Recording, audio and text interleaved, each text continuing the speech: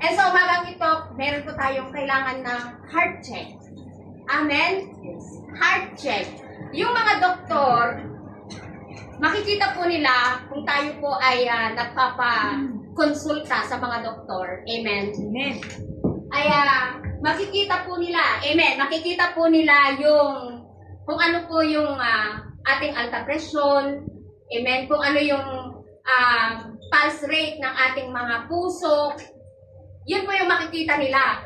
Pero yung kalagayan ng ating mga puso spiritually, wala pong ibang makakakita niyan kundi ang ating Panginoong Jesus. Yes. Agree? Amen. Amen. Palakpakan niya po natin ang ating Panginoon. Hallelujah! Hallelujah! And today, we allow God, mga kapatid, to check our hearts kung tumitibok pa ba ito sa Kanya. Amen. Amen. Or tumitibok na lang po yung puso natin sa ating mga asawa, sa ating mga pera. Amen. Tumitibok pa ba po ba yung ating mga puso sa Panginoon? Amen. And loving God is the very core of our existence, mga kapatid. Ito po yung, kaya po hanggang ngayon tayo po ay nabubuhay, tayo ay patuloy na humihinga dahil po ito sa ating mga puso. Amen. Amen. Kaya po, yung ating pong buhay, hindi lamang po ito para paglingkuran ng ating Panginoon, kundi para po mahalin din po natin ang ating Diyos. Amen. Amen. Lahat po ng nagmamahal sa Panginoon, pumalakpak. Amen. Thank you, Lord. Purihin pa, Panginoon. And our hearts is not just our emotions. Hindi lang po ito emotion, mga kapatid. Kundi yung puso po natin is the very center of our life. Ito yung sentro. Ito yung tinitignan ng Panginoon sa atin. Amen. Ito yung sentro kung paano tayo mamumuhay, mga kapatid. Kung tama ang puso mo, tama ang pamumuhay. Yes. Kung Amen. tama ang puso mo, tama ang paglilingkod. Amen. Amen. Kung Yes. mali ang puso, mali ang pamumuhay. Amen. Yes. Kung mali ang puso, mali ang paglilingkod. Mali ang values. Mali ang character. Mali ang ugali. At hindi lamang po yan nakukuha sa magdamagan lang, kundi nakukuha po yan doon sa laman ng puso po natin. At ito po, babaguhin lamang po ito sa Panginoon. Amen! Tayo pong lahat ay manalangin. Hallelujah! Hallelujah! Father, Ama na makapalihan lahat.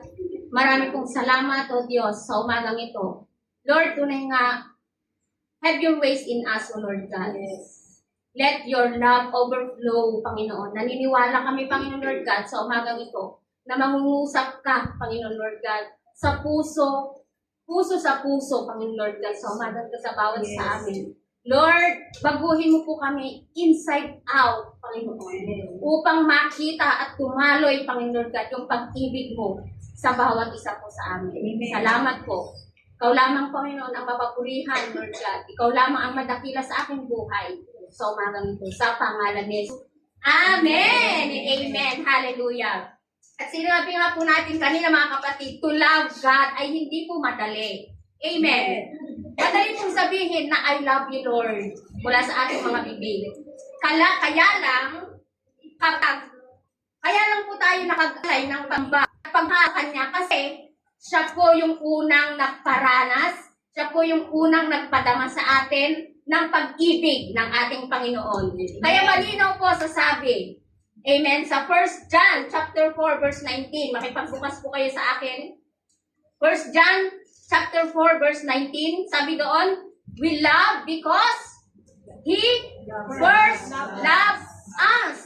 Amen? Kaya ka nagmamahal at kaya mong magmahal dahil kahit sa mga kaaway mo, kaya mong mahalin. Bakit? Dahil si Lord po yung unang nagturo atin. Si Lord po yung maranas, nagparamdam ng pagmamahal sa bawat isa sa atin. Amen? Amen. Amen. And our title for today is The Essence of Love. Amen. The Essence of Love. Ano ba yung the essence of love? Ano ba to? Amen. Ano ba yung diwa?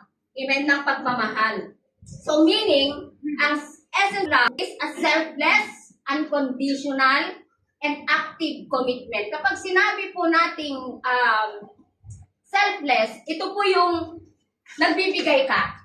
Bigay ka ng bigay, kahit hindi mo na po iniisip kung may matitira pa ba sa'yo. Amen. Katulad na lang sa pagbibigay po natin sa ating pamilya. Sometimes, hindi lang po natin iniisip kung meron pa bang may iwan sa atin. Amen. Yun po yung selfless, kagaya po ng ating Panginoong Jesus. Amen. Kung paano siya nagbibigay sa atin. Ultimo yung kanyang buhay, ibinigay po niya para sa atin. Unconditional. Amen. Ito po naman po, accepting someone including his or her imperfection without judgment. Amen. Ito yung unconditional love, mga kapatid, na sinasabi. Yung tatanggapin mo yung isang tao na hindi mo siya ginajudge. Amen. Even ang imperfection, same sa Panginoon. Nung tayo po tinanggap ng Diyos, ipinaranas po yung pamahal po natin. Even we are kahit perfecto, hindi siya perfect. Amen. Kaya, ano ba? Active commitment. That is the essence of love. Yung active commitment, dapat consistent. Amen? Hindi pa bago-bago. Dapat sincere, dedicated. Amen? Efforts with all our hearts, with all our mind, and with all our strength. And that is the essence of love. Kaya nga po, paalala po sa atin ni Apostol Pablo in the book of 1 Corinthians chapter 13, verse 13. Ang sabi doon, and now, these three remain. Faith, love, and faith, hope, and love. But the greatest of these is love. Salamat sa pananampalataya. Salamat sa pag-asa na meron po tayo. Amen. Amen. Pero lahat ng yan ang napakahalaga. Sabi sa libro, sabi ni Apostol Pablo sa atin, ang pinakamahalaga ay ang love, pagmamahal. Amen. Amen. Kaya nga sa paglilingkod po, mahalaga po yung puso. Hawakan po natin yung ating mga puso. Amen. Lord, sabihin natin, Lord, itama mo yung puso ko. Amen.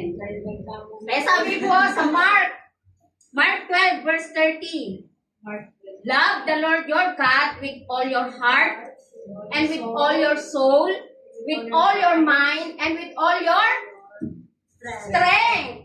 Amen. Sa Tagalog po, basahin po natin. Sa Tagalog, nang meron pong kalakasan.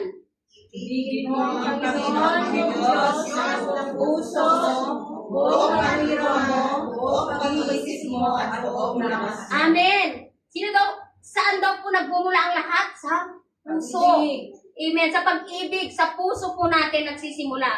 Kaya pinapaalalahanan po tayo ng Panginoon na ang simula ng maayos na pagsasama, amen, maayos na pagsasama sa pamilya, maayos na pagsasama sa ministry, maayos na pagsasama sa pagkakaibigan, ito po ay sa maayos na puso. Amen. Amen. Kung tama ang tibok ng puso mo, maayos ang pintig ng puso mo, aayos din po yung tugtog ng pagsasamahan ninyo mag-asawa. Yung tugtog, amen, yung pintig ng puso ng bawat isa na magkakaibigan. Kung Amen. tama ang ating mga puso. Yes. Amen. Amen. Kung tama ang ating mga puso, yung pintig ng ating mga puso, amen, kahit sa pagtatrabaho, ang trabaho po ay hindi po ito pahirap. Hindi po ito kabigatan sa atin. Amen. Kung tama po ang ating mga puso, Monday pa lamang, amen, nararanasan mo na. Gumagawa ka na ng maayos, ginagawa mo yung trabaho mo kahit mahirap. Bakit? Kasi tama yung puso mo. Pero, kung mali ang puso mo, paggising mo pa lang, Monday pa lang, ano yan? Sabi na nung gawain. Amen.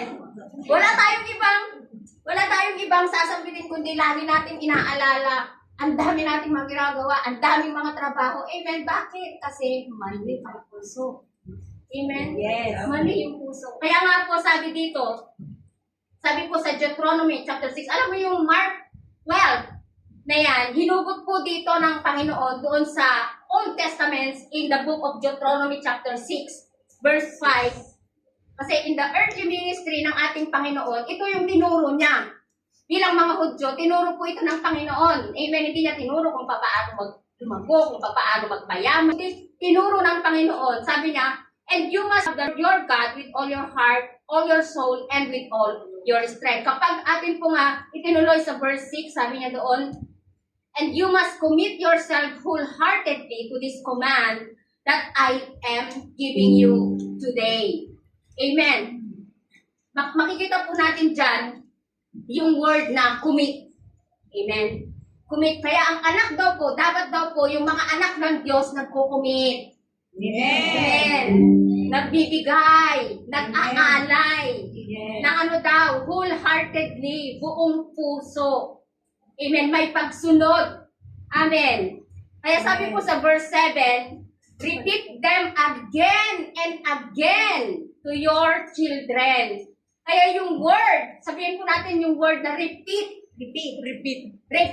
Amen. Ulit-ulitin.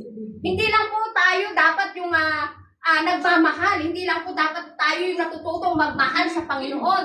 Kundi ang sabi dito, repeat. Sabi niya, repeat them again and again to our children. Ituro din po natin sa ating mga anak. Hindi lang po dun sa personal yung mga anak natin, kundi dun sa mga disciples po natin. Ituro po natin sa kanila nang paulit-ulit. Ito po yung heartbeat. Amen? Kapag huminto na yung heartbeat mo, hindi mo na maituturo. Amen? Kaya ito po yung heartbeat. Patuloy at ulit-ulitin po natin ituro kung paano po nila mahalin ang ating Panginoong Jesus. Amen? Amen. Ang pag-ibig na itinuturo po sa atin dito ng Panginoon, hindi lamang po ito patungkol doon sa damdamin, mga kapatid. Kundi ito po ay patungkol sa personal commitment mo sa Panginoon. Kung ano yung personal commitment mo sa Panginoon. Amen. Nakarating ka sa simbahang ito nang walang pumilit sa'yo. Nagbigay ka ng iyong first fruit na hindi ka napitan. Nagbigay ka ng iyong tithes. Sumusuporta ka sa gawain ng Panginoon nang walang pumipilit sa'yo. That is your personal commitment sa Panginoon. Amen. Amen. Amen. Hallelujah. Mahal po ba natin ang ating Panginoon? Amen. Amen. Kaya tignan po ninyo yung inyong mga katabi. Pinilit po ba yan? O pinili niya na unahin ng Panginoon? Amen. May blessing man o wala, meron bang problema o wala, rain or shine yan, pipilitin niyang mag-worship Panginoon. Amen. Amen. Kasi sabi dito, wholeheartedly, yung nakalagay, madalas ang tao pag nagkukumit 30%, madalas ang tao pag nagkukumit 50%. Amen. Tuwin po kayo dito. Ang gusto po ng Panginoon, God is not interested in your percentage, mga kapatid. Kapag minahal mo ang Diyos, amen, itodo mo na yan, kapatid. Amen. Itodo mo nang mahalin si Lord. Huwag mo nang tingi-tingihin ang Panginoon. Amen. Ayaw na ng Panginoon ng percentage. Ang gusto niya, wholeheartedly. Kapag sinabi po natin yung word na whole, ito po ay all. Buo. Amen. Hindi lang po half. Buo ang gusto ng ating Panginoon. Hallelujah. Bakit? Amen. Kasi minahal ka ng Panginoon. Pinatawad ka ng Panginoon. Iniligtas ka ng Panginoon. Pinagaling ka ng Panginoon. Amen. Kaya ang gusto po ng Panginoon, wholeheartedly. Palakpakan po natin ang Diyos. Hallelujah. Hallelujah. Yes, Lord. Kaya naiintindihan natin, mga kapatid. Naunawaan natin kung ano ba yung pagmamahal, kung ano ba yung essence ng pagmamahal. Hindi lamang po ito take ng take. Gusto mo ba take ka lang ng take? Amen? Kalagip nito, give. Yes. Kaya ang love is a give and take. And madalas sa gusto natin, pahingi ako, Lord, pahingi ng ganyan, pahingi. Pero kapag po, amen, kung meron naman po pinagawa sa atin ng Panginoon, ang gusto po ng Panginoon dito, yung pinaparamdam niya sa atin yung pag-ibig niya, gusto rin ang Diyos natin sa atin. Amen. Sa palanos, gusto mo nga ipadaloy ng Panginoon yung pag-ibig ni Lord sa buhay mo upang dumi din po ito sa ating kapwa. We need to give wholeheartedly, mga kapatid. Amen. Our time, our talents, of course, our finances. Amen. Amen. Kasi diyan po tayo tinitignan ng Panginoon kung paano po tayo nagtitiwala sa ating Panginoon. Now, ano po yung mga dapat nating gawin upang maranasan po natin yung essence of love? 3 things na kailangan po nating isaalang-alang. Number 1, we need to love God with all our heart. Amen. Kailangan daw po nating mahalin ang Diyos with all our heart. Sabi po sa Mateo chapter 6 verse 21, ano pong sabi? For where your treasure is, there your heart will be also. Amen. Sino po dito ang may mga bank account? Yes. Wow! Sana all. Amen. Di ba kapag meron po tayong mga bank account, every month yan. Amen. Hindi natin kinakalimutan yung na maglagay ng mga kayamanan natin dyan, yung mga finances natin dyan. Amen. Sometimes, maging yung mga SSS natin, yung pag-ibig natin. Amen. Lagi natin inaalala. Amen. Isinaalang-alang po natin. Bakit? Kasi alam natin, nandun yung treasure. Amen. Kung si Lord ang treasure mo, at doon ang puso mo. Kung yung treasure mo ay nasa bangko, ibig sabihin yan, lagi mo na lang iniisip, minimeditate, magkano na kaya yung laman ng bank account ko. Amen. Andun yung puso mo. Amen. Pero kung si Lord, yung treasure mo, amen, andoon yung puso mo. Kaya tignan po natin. Tignan mo yung mga taong laging nagkakaloob, yung mga taong laging nag-i-invest sa gawain ng Panginoon, yung mga taong nagtatanim sa gawain ng Panginoon, sa misyon ng Panginoon, nakikagisa ng Panginoon. Amen. Sila po yung malapit ang puso sa Panginoon. Amen. Bakit? Dahil si Lord, alam nila dahil si Lord ang tunay na yaman ng buhay. Amen. Amen. Yes. Mawala man ang lahat, Lord, wag lang ikaw. Yes. Amen. O sabi po ba natin, Lord, mawala man po yung bank account ko, wag lang ikaw. Amen. Amen. So number 2, mabilis tayo. We need to love with all our mind. Amen. Mahalaga po ba na bantayan din po natin yung ating mga isipan? Yes. Amen. Amen. Kaya napakahalaga po na kung ano yung naalaw nating pasok sa ang isipan. Sino po dito ang nanas na maghugas ng pinagkainan? Amen.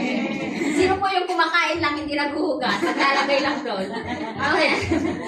Lahat naman po tayo ay nakaranas na maghugas ng pinagkainan. Amen? Amen. So, kapag naghugas ka na ng pinagkainan, sometimes, pag check mo, ikaw na yung susunod, marami kang makikita dyan, mga mumu, mga kanin-kanin, mga buto ng manok, amen? Kung ano-ano, yung mga nandun sa lababo na hindi nalinisan, nandun sa may strainer na hindi man lang maitapon, amen? Yun po yung nagsisilbi na mga, yun po yung mga basura, kumbaga. Same thing din po sa ating spiritual na pamumuhay. Amen. Kung inaalaw po natin yung mga basura na mananatili sa iyong isipan, ano yung mga basura na yan? Yung mga fears, yung worry mo sa buhay. Amen. Yung mga problema mo, kung ini-stack mo dyan, alam niyo yung isipan natin, yan yung battleground ng kaaway. Kung pinananatili mo dyan, yung mga basura na yan, anxiety, amen, magbabara po yan, katulad doon sa sink. Amen. Pag hinayaan po natin yung mga mumu na yan, yung mga buto-buto na yan, magbabara po yan. Amen. Ganon din po in our spiritual. Kapag hinahayaan po natin ng pasukan, ng kaaway yung isipan natin, hindi magaganda. Kasi ang mundo, maraming mga kasinungalingan yan. Kapag inaalaw po natin yan, na ma-stack sa isipan po natin, magbabara po yan sa ating mga puso at hindi po makakadaloy ng maayos ang presensya ng Panginoon. Yung anointing ng Panginoon sa ating mga buhay. Kaya ano po yung gagawin natin? Amen? Yung strainer na yan, ito po yung salita ng Panginoon. Salahin po natin ng mga salita ng Panginoon yung ating mga ipan upang pumasok sa ating mga puso. At ito po yung magre-renew. Amen? Ang sabi nga po sa Romans chapter 12 verse 2. Ang sabi dito, do not conform to the pattern of this world, but be for the renewing of your mind. Ito lang po every day. We have the ability to cleanse. We have the ability to renew, to submit our thoughts and our mind to Jesus. Amen. Paano mo po mamahalin ang isang taong hindi mo kilala? Paano mo mamahalin ang isang Diyos na hindi mo nakikita? Amen? Kaya nga po, makikilap natin ang ating Panginoon at mahalin po natin ang ating Diyos kung kinikilala po natin siya sa pamamagitan ng kanyang mga salita. Yes. Amen. Saliksikin po natin yung kanyang mga salita. Ang sa ganun, renew yung ating isipan. Amen. Sa mga pinasok na kaaway sa ating mga isipan, mare-renew, mare-refresh Matra-transform po tayo in the image of God. Amen. Amen. Kaya saliksikin po natin. Sabi mo sa iyong katabi, saliksikin yung salita ng Panginoon.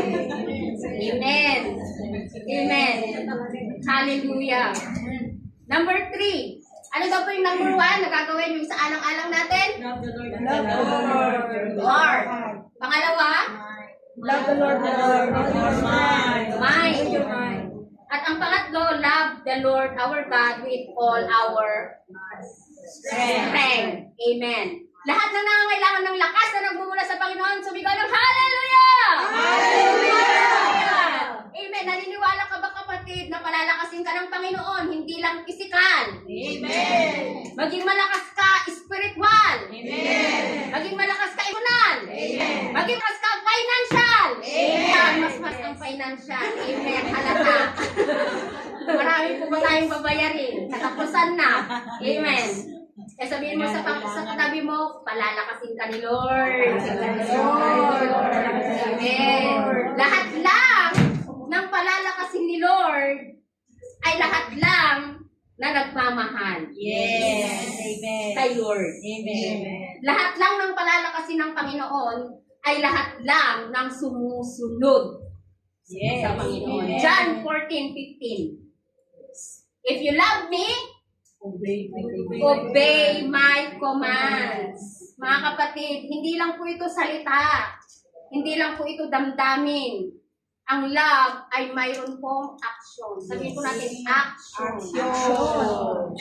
Pag sinabing strength, may sacrifice po yan. May service po yan. Pag sinabing lakas, may sacrifice. May effort na ginagawa. Kaya nga ang love, puso, isip, lakas. Amen. Hindi pwedeng I love the Lord my God with all my heart, with all my mind, except strength. Amen. Kaya package deal po yan. We love the Lord our God with all our heart, mind, and strength. Amen. Amen. Kaya mahalaga po ang lakas. Ang totoong nagmamahal kay Lord, may ginagawa. Amen. Yumayakap, nagbibigay, Amen. nagmamalasakit, Amen. tumutulong sa kapwa. Amen. Amen. Alam niyo po, nung umuwi po ako this last January, nung na-aksidente yung aking asawa, pagbaba ko ng bahay, diretso ko ng bangko. Kasi nga kailangan kong i-deposit yung pera ng ating bahay. Hindi ko na madala kung saan-saan. Pagkatapos doon, diretso ng airport. Then, nung nakana ko ng Pilipinas, na alas 12 ng gabi, hihingi ko na doon yung flight ko ng alas 9. Wala po akong tulog, wala akong, hindi pa ako kumakain, pero hindi ko naramdaman. Amen? Andoon yung lakas na binibigay sa akin ng Panginoon. Amen. Amen. Pagdating ng alas 9, nakasakay na kami ng eroplano, canceled flight. Na-cancelled flight pa. And then pagbaba, pinababa kami ng eroplano, pinalipat kami ng ibang flight. Imbes na sa Kawayan, napunta pa kami doon sa Tuguegarao. Kaya doon nila ako kinuha sa Tuguegarao ng 3:30 na ng hapon. Nakarating po ako ng hospital, alas 7 na ng gabi. And praise God, kasi alam niyo yung hindi ko ramdam yung pagod. Ang naramdaman ko is yung, hindi ko naman sinabing masaya kasi nandun yung nakarata yung asawa ko, kundi andun pa rin yung joy ko na mapagsilbihan ko, maramdaman ko kamahal yung aking asawa. Doon ko lang po maipapakita sa kanya yung service, amen, yung sacrifice. Hindi lang po sa pera, kundi yung sacrifice ko na naandoon ako sa kanyang tabi, doon sa point na kailangan po niya ako. Bakit? Kasi naniniwala ako na the joy of the Lord is my strength. Amen. Amen. Eh lahat tayo, lahat pinagdadaanan po natin, maging malang po tayo kasi ang pagiging masaya, ito po ay regalo ng ating Panginoon na magre-renew sa atin. Amen. Kaya napakahalaga po na dapat kapag minahal po natin ang ating Panginoon, package deal, heart, mind, and strength. Yes. Amen. Kasali na po yan yung soul natin. Amen. Yung ating pong pagbibigay sa gawain ng Panginoon, strength po yan.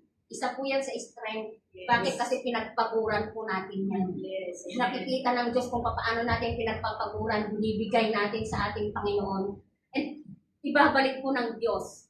Amen. ng siksik, liglig at umaapaw. Ano man po yung ating mga ibinibigay. Amen. Alam niyo mga kapatid, ang pag-ibig natin sa Diyos, hindi lamang po natin ito dapat nararamdaman. Yung sinabi nga natin kanina, iparamdam din po natin sa ating Panginoon. Ipakita natin that we love God with all our hearts, with all our mind, and with all our soul. Sabi nga po ni C.S. Lewis, loving God is primarily an act of the will and obedience rather than just a feelings. Kaya yung will natin, yung obedience natin, hindi lamang po ito puro tayo salita. I love you, Lord. Napakadali. Amen? Yes. Kaya kailangan din po na, sabi nga doon sa salita na action speaks louder than words. Dapat makita po sa ating mga ginagawa. Mahal pa po ba natin ang Panginoon? Yes. Amen. So, meron po tayong 3 keys. Paano naman po natin ito, sister? Paano naman po natin ito ma-unlock para maranasan po natin yung essence ng love? Amen. 3 keys to unlock the essence. Patapos na po ako. Number 1, stay connected. Prioritize His presence. Amen. Amen. John 15 verse 4, ang sabi ng Panginoon doon, manatili. Manatili ka. Yes. At ako ay mananatili sa iyo. Amen. Kaya dapat kinakailangan na lakasan po natin yung ating wifi sa ating Panginoon. Yes. Amen. Amen. Kinakailangan na lagi tayong full battery, full charge, para tayo ay patuloy na makakonect sa ating Panginoon. Pangalawa, sanctify our minds by the truth. John 17 verse 17, ang sabi dito, sanctify them by the truth. Your word is truth. Kaya napakahalaga, we are satisfied our mind with the truth. Salita ng Panginoon. Anong gagawin mo? Gagawin mo ba yung mga basuhan sa isip mo? Hindi. Isa-saturate po natin sa pamamagitan po ng mga salita ng Panginoon. Saturate our mind with the Yes. truth. Amen. Amen. And He will renew our strength. Romans chapter 8, verse 38 to 39. Meron po ba tayo dyan? Amen. Basahin po natin. Sabi dito, Romans 8, And I 38. believe that nothing can ever separate us from God's love. Neither death nor life, neither angels nor demons, neither our fears for today, nor our worries about tomorrow. Not even the powers of hell can separate us from God's love. No power in the sky above or in the earth below. Indeed, nothing in all creation will ever be able to separate us from the love of God that is revealed in Christ Jesus our Lord. Amen. Sabi nga po dito na I am convinced. Convinced po ba kayo yung ating pagbabasa? Parang hindi po tayo convinced. I'm convinced. Amen. Sabi dito, for I am convinced that neither death nor life, nor angels nor demons, kahit ano pang mga demonyo yan sa paligid mo, kapatid. Amen. Sabi dito, neither presence or the future, yung mga worries po natin, kung ano man, yung mga fears natin, yung katabi mo ba ngayon ay meron pong pag-aalala yan? Meron po bang fears yan?